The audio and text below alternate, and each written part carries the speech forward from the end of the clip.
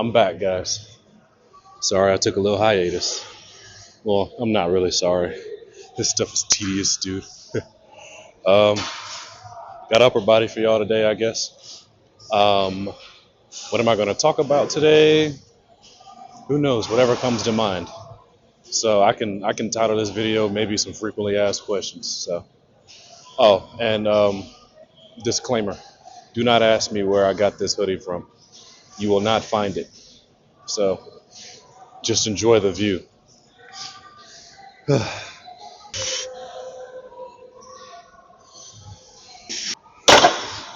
Um, now I'm actually supersetting these with calf raises, but I wanted to do the flat chest press in here today because I'm in crunch right now. So I'm in Baton Rouge, so I come out here like once a month to train clients that are willing to, of course, pay me to come out here because it's like a 3 hour drive for me. So I come out here for like 2, 3, 4, 5 days. Just depends who I'm training and who I'm with. Um, but I wanted to use the chest press and it's broke. Because I have a goal of being on 6 plates with that. Because the last time I was in here and used it was in October. Um, I did 5 plates and a 35 for 3. So the goal is to get to 6 plates with that. So whatever. Now with this, I have no clue what I can possibly do. I don't remember the last time I did this. It might have been at least a year. Um, and I think the last time I did it, I did 6 plates in a 10 possibly. So we'll see what we're looking like today.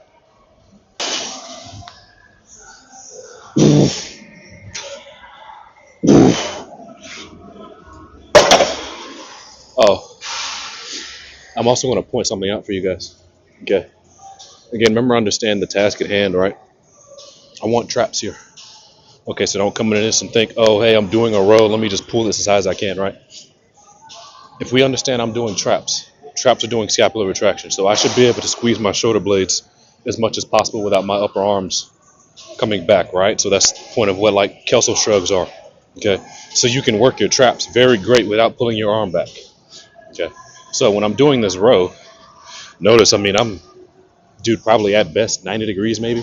I can't bring my upper arm any further back because that's as hard as my upper back is squeezing. Okay, or my traps are contracting there. In order for my upper arm to get any further back, I have to pull that further back. That's not what my traps aren't doing that. It's your rear delts. So people ask me, oh, hey, what do I do for rear delts? A row. Like my rear delts are doing just fine here. Okay, getting to roughly like 90-ish. But also understand like you don't have to pull this really, really far back. Because again, if you're doing Kelso shrugs, how far is your upper arm getting? Remember, we're doing scapular retraction here, and scapular retraction does not require your upper arm to get really off that far behind your torso. So keep that in mind. I got 5 here. Let's see how this feels. Of course, we're warming up here, but probably going to do this for 1 or 2. Cut it and then do 6 plates for 1 or 2. Probably just 1 with the 6, but.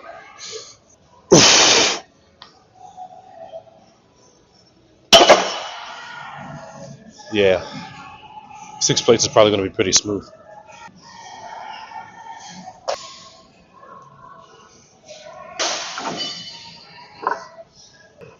After doing some homework, I went and seen that last time I did do this T-bar row was last year. So like November-ish, October time. So that's interesting. Because I think times I would come in here, I would pick a different machine to do. I don't know. I just wasn't coming to this T-bar row. Not that I didn't like it. I don't know. I just wasn't doing it. So, but let's see what this looks like.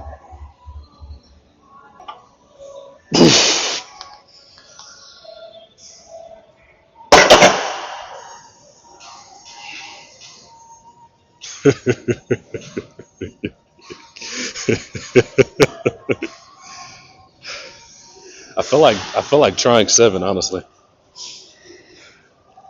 Because either way, I'm doing 1 set, and like if I can make 7 plates work, Why not? We'll do 7. Why not? If it's not good enough, then I'll do another set. But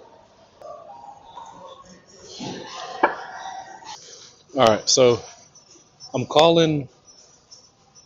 I'm calling 4. Let's call 4. It may be 3. I don't know. Honestly, I don't know. Like I said, I haven't done this in so long. I don't know. But let's just assume it's at least 3 for sure.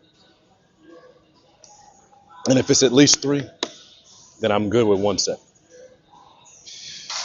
If I push 2, I guess I'll do a back off set. But man, 3 will be good enough for me. Yeah. Yep.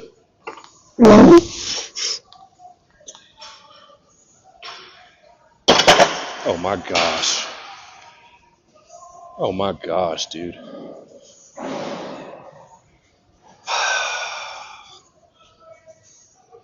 Oh my gosh, bro.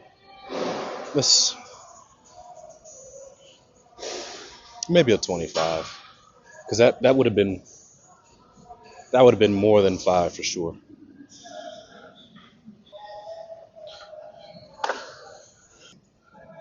All right, 25 it is. I kind of feel like going 35.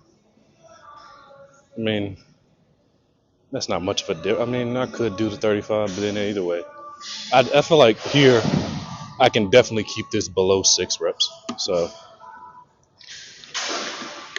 this may work just fine. No biggie.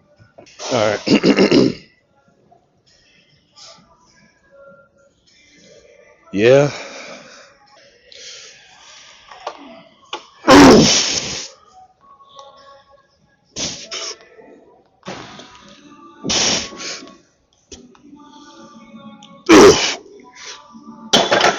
There it is. There it is. 3. That's what I wanted. That 7 plates was going to be like 5 or 6. All right. Good enough for me. Moving on. All right. So JM Press. Now, let me let y'all in on a little secret, or not a secret, but I guess a little tip. Um, and the thing is, if people don't watch my YouTube videos, because like I said, I'll talk about random stuff, and if you get an answer to something that you may have always wanted, well, this is probably where you're ever going to get it. Okay. Because other than that, if you ask me on like my TikTok or Instagram, you're not getting the answer. Okay. But my JM Press. Okay. People have been wondering like, oh, hey, how come he's progressing the way he's progressing? Okay. Hear me out. I don't do triceps dead last. Okay.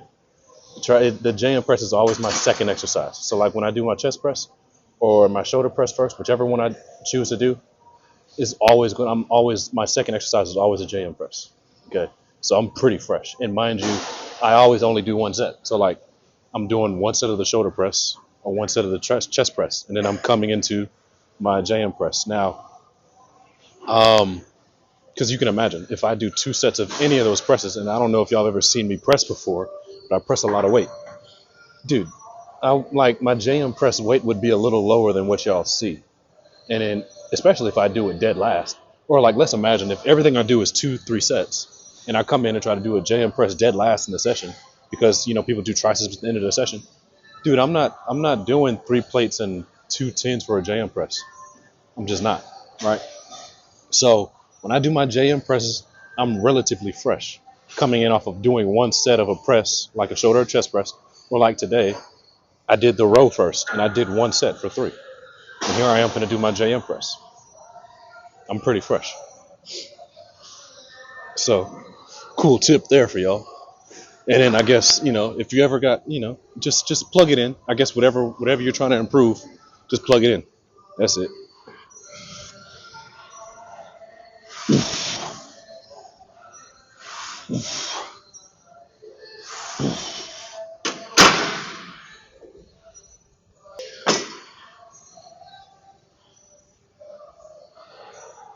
Now, I'm not expecting to do as much as I usually do because this is an incline. It's a slight incline. So my usual weight might drop a bit. And I'm just using the incline to kind of match, since this is slanted a bit. Now, when I'm doing like a straight Smith machine, sure, I mean, there's no need to really incline the bench, but just to kind of make it comfortable with the direction of the press. Just incline it a little bit to kind of match it. Ugh.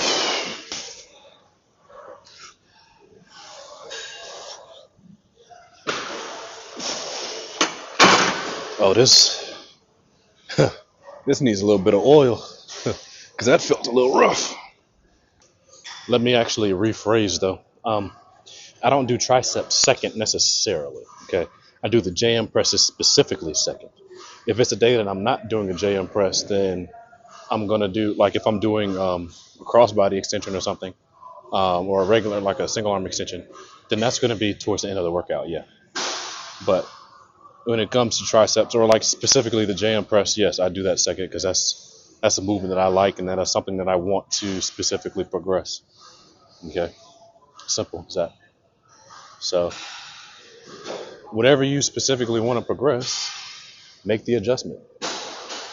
You know, how is it you want to progress a particular movement or a particular body part, and that's not near the front of your workout? It doesn't really make sense because clearly fatigue exists, right? You can literally try what I like. If y'all do a JM press at the back end of your session, I want you to throw it in the front and see how much different it feels. Literally, or just any exercise. It's like common sense. You can literally try an exercise that you do at the beginning of your workout, flip it to the end of your workout and see how that looks, and something that you do at the end, put it in the front and see how that looks. Fatigue literally exists, but like people for however reason ignore that, and it's kind of weird, but simple.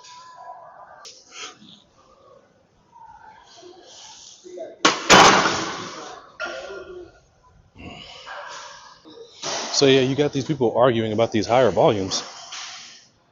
It's like, bro, you can literally notice how significantly weaker you are the deeper you get into a session. Like if you're doing like 5-6 sets of an exercise or a particular muscle group, then go try to do 5-6 sets of another muscle group and then 5-6 sets. Dude, you're gonna be literally weak.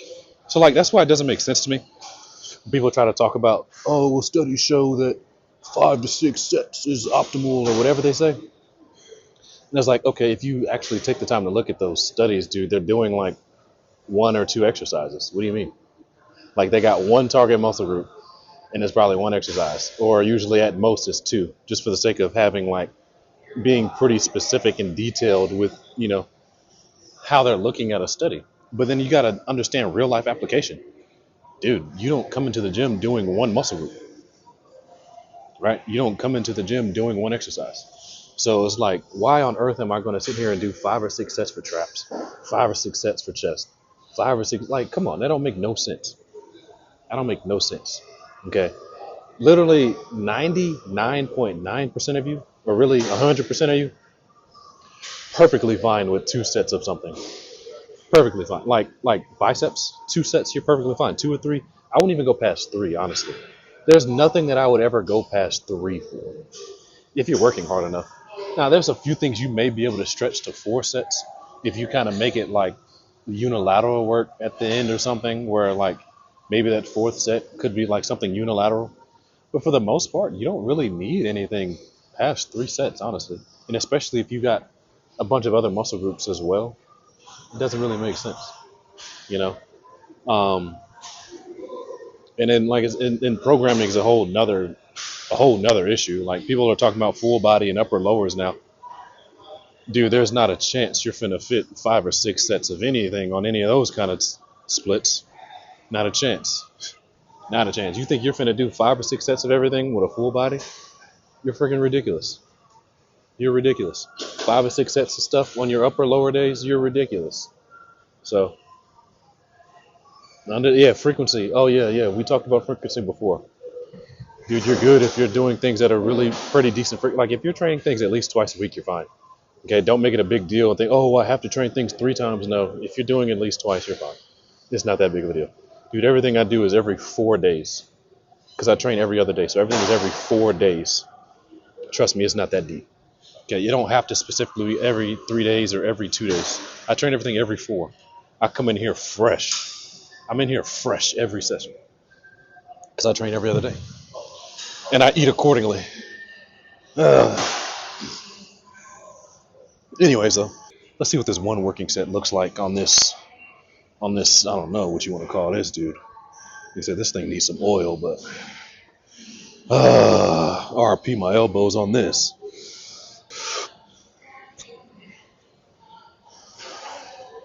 Yep.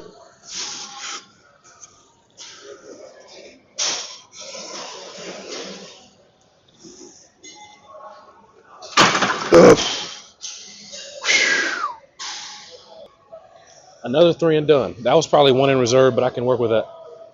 I'm gonna leave this with one set too. So now I'm gonna do this shoulder press, and some people are probably gonna be like, "Oh, you do triceps before you're doing a shoulder press or a chest press?" Yeah, I can do that, bro. Like I know how to make sure my chest and shoulder presses aren't really beating my triceps up too much.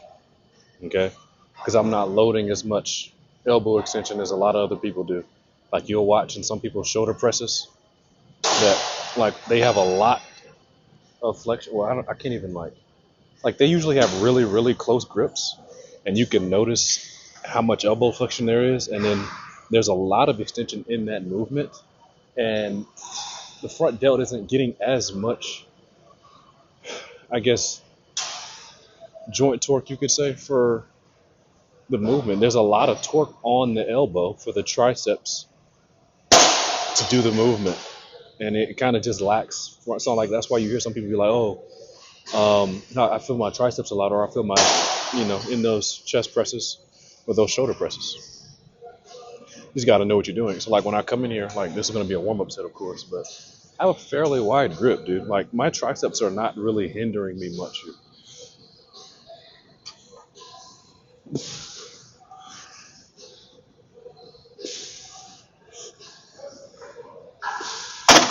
Like I'm avoiding loading too much elbow extension there, and I have a lot going on for my front delts. So, like if I wanted to, I can do triceps before chest or shoulders or a shoulder press, especially if the chest press machine or shoulder press machine is heavier at the bottom and lighter at the top, right?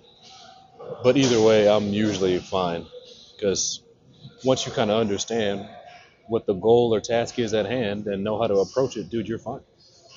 You know. So, well, let's see if I can kind of think of a frequently asked question. It's hard to think of because most of the frequently asked questions are like split and volume stuff, and it's annoying. And it's like people don't understand that I'm a coach or whatever, and I'm literally not obligated to help y'all with programming, by the way. So there's people that understand, and there's people that don't. Like my content provides a lot for you guys. You just gotta watch, pay attention, and piece things together. But yeah, it's I don't know. I should probably start writing down frequently asked questions to where if I make a post about it, I'll make a post about it. But like I said, most of the time, I guess my YouTube videos, I'll probably be talking the most and just say any kind of random stuff, you know. But as of right now, I'm not really thinking of too many frequently asked questions. Yeah, I'm not thinking of too many frequently asked questions right now. But let me get this warm up set out of the way.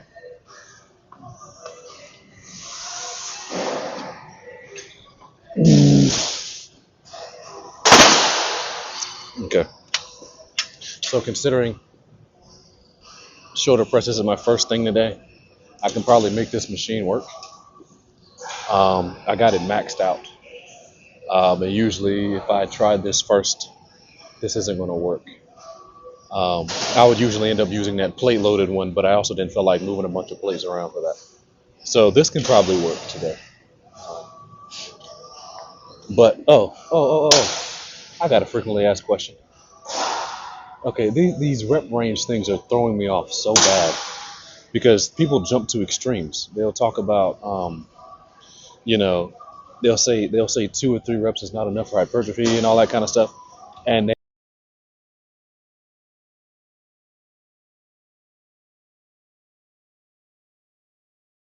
okay, this isn't a frequently asked question. Well, I get some questions about it, but like It's what I'm frequently seeing right now. Okay, um, is the insane analysis paralysis over like full body and upper lower or just splits in general. Okay, you cannot. There's no way that you can come to the conclusion that full body is significantly better than upper lower. You just can't. Okay, so a lot of the fear mongering that I'm watching right now, it's pointless, bro. Because for 99, we're 100% of you. Okay, forget the 99.9. 100% of you will be just fine doing upper lower if you want to do upper lower. Do not get fear mongered into doing full body if you don't want to do it. If you enjoy full body, do it. But here's what I'm gonna tell you: if you don't know how to program, you're cooked. If you do not know how to program, you cannot do full body. Full body is going to be the hardest thing to program because if you don't know how, like, if you don't understand what works in certain movements, um, like there's a lot of things you have to kind of look into, right? A full body, like, just forget it. Just do the upper lower, and you're fine. Okay? Because what I'm hearing is a lot of this atrophy stuff, and it's like, oh well, full body you get to train every 2 days, and upper lower things are every three. Dude, are we actually making a big deal about 2 to 3 days worth of atrophy? 2 or 3 days? We're not talking seven. Like, we're not talking 7, 10, 14 days. We're talking about 2 versus 3. Mind you, I train every 4 days. What the heck? Who's gonna tell me something? I train every 4 days, bro. That's because I want to do it. How much, bro? How much muscle do you think you're losing versus from 2 versus 3 days? Let's be real. Let's be real. Because the thing is, you're still training. It's not like you're not gonna train ever again, bro. Like, you're still putting yourself in a position to build muscle. How much muscle do you think you are losing in a 24-hour period from 2 days to 3 days? Let's keep it a buck. Okay. So stop falling for all this fear mongering. Okay, with this upper lower stuff. It's annoying. Okay. Like, the physiology is being butchered right now. Okay. And there's a lot of, like, just regurgitating things and not really understanding it. Okay. Relax. Full body is great if you know how to program it. Okay. And upper lower is great. Okay. That's not as hard to program. Okay. But do not get fear mongered into full body, especially if you don't know how to program for it. It makes no sense. Okay. But anyways, I got a lat row here. Again, I'm doing one set. No different than the other row, like the trap row. Like, how far the upper arm gets back is irrelevant. Okay. Because understand, I'm loading shoulder extension here for sure. Okay, like that's what the lat is trying to do here, shoulder extension. But for this upper arm to get any further back, this isn't lats. Okay, that's the rear delt doing that. So if I come into this and it's a situation, like I said, if I get to about here, dude, this is fine. Okay, boom, this is fine. Like, we don't need to sit there and jam this upper arm all the way back. That makes no sense. Okay, so no different than I'm doing the other row for traps. Dude, the traps aren't pulling my upper arm that far back. That's my rear delts. Keep that in mind. But yeah, back to the frequency thing, bro. There is not a significant difference between you training something 2 days out of the week versus 3. Statistically, it's not significant, bro. That's not changing much for you. Like, the bigger picture is progressive overload. How can I find ways to get stronger? If you're worrying about atrophy from a 2-day period versus a 3-day period, and you're not worried about how much stronger you can get, that just shows your priorities are all out of whack. Okay. So if you're falling for that fear mongering with upper lower versus full body, and which one is so much better than the other, you're the problem. You're the problem. Your priorities are out of whack. Okay, because you're again supposed to be focusing on how can I continue to get stronger. Dude, stop crying about 2 days versus 3 days. Literally, stop crying about 2 days versus 3 days. Because again, I train every 4. I train every 4, bro. So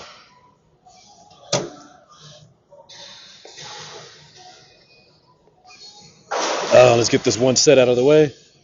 This is probably going to be too light, but whatever.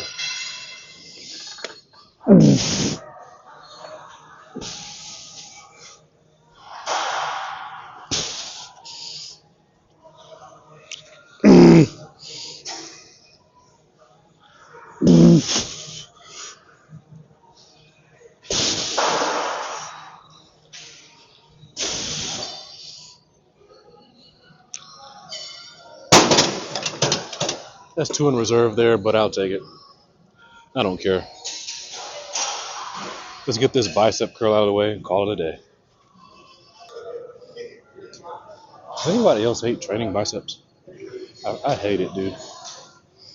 Like, I genuinely don't understand how people do like 5, 10, 15 sets of biceps in a session. It makes no sense. Like, I don't even like biceps enough to do that.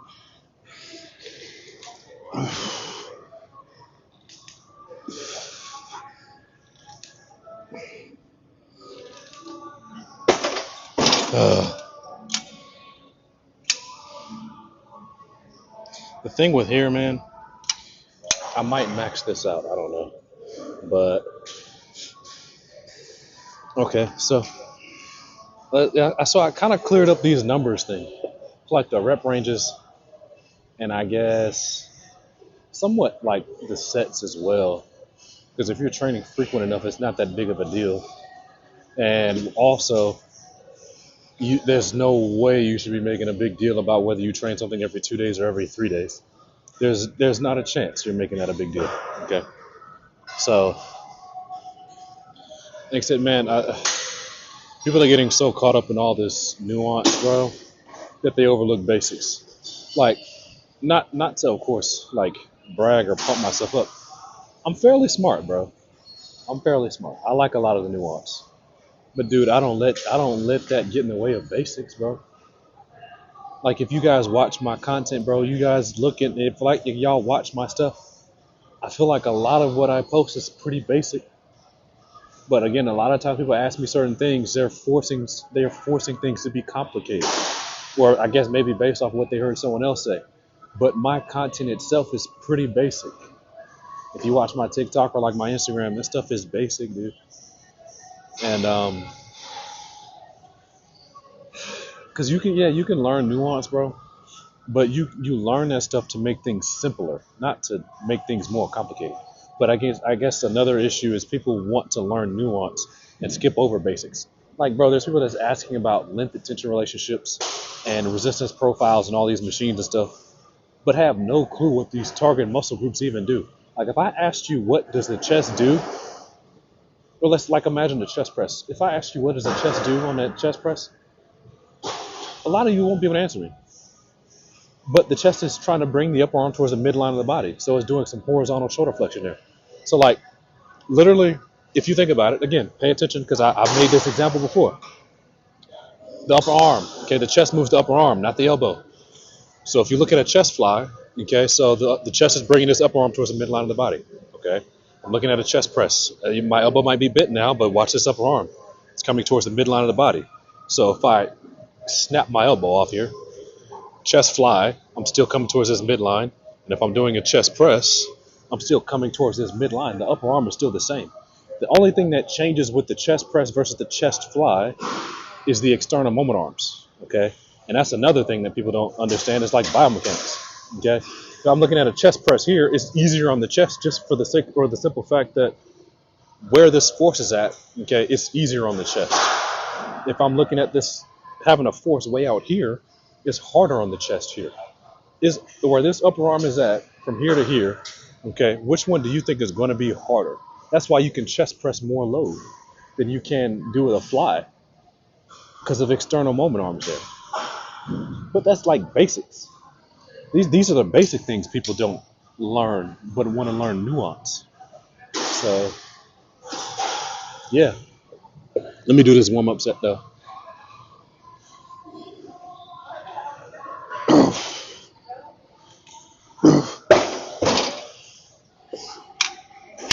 Yeah, dude, I'm just gonna max this whole thing. Forget it. So basics, bro. Take the time to learn basics. Learn target muscle groups like in their functions first. Like if I ask you, like, there's no way you should ask me what's a good bicep exercise if you know what the biceps do. Like you should know that the biceps supinate the form and flex the form at the elbow, right? Like you should know that. So why would you ask me what's a good bicep curl? Just go pick a curl and do it. Get stronger with whatever curl you want to do. Like it's hard. It is hard to screw up a bicep curl, but people force themselves to screw a bicep curl up with a lot of these super stupid lengthen stuff. Lengthen, or like they'll get into this. They'll get into these preacher curls and get the facing all the way this way. Wow, dude, how is that going to be so much greater for your gains? And you're finna curl significantly less weight. So what you're doing with your bicep at the shoulder, how's that changing what you're? Because we're flexing the elbow here, dude. Loading elbow flexion. So why are you changing so much at the shoulder joint? It makes no sense. So basic stuff. People, like I said, I respect nuance. I enjoy the nuance. I don't get like I have a pretty good understanding of it, but I also don't get too deep into it because I don't really care to. If I ever wanted to, I would, but like I feel like I'm deep enough. I don't care to get much deeper. But simple as that, bro. Like just make things simple, bro. People make things complicated on purpose, it seems like. But let me get this one working set out of the way and we'll call it a day, man. Like I said, we don't care about chest over here. They ruined the opportunity for me to do chest today since that chest press machine was broke. Yep.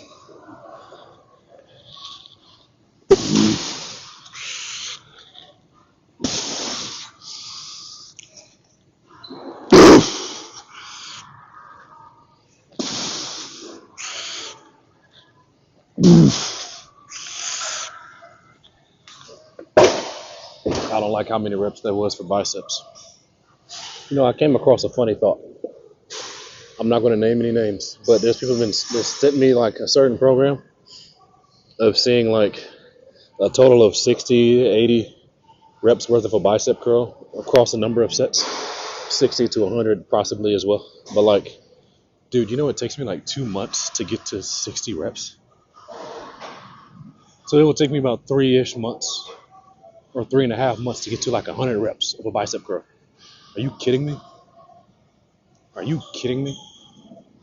I do biceps.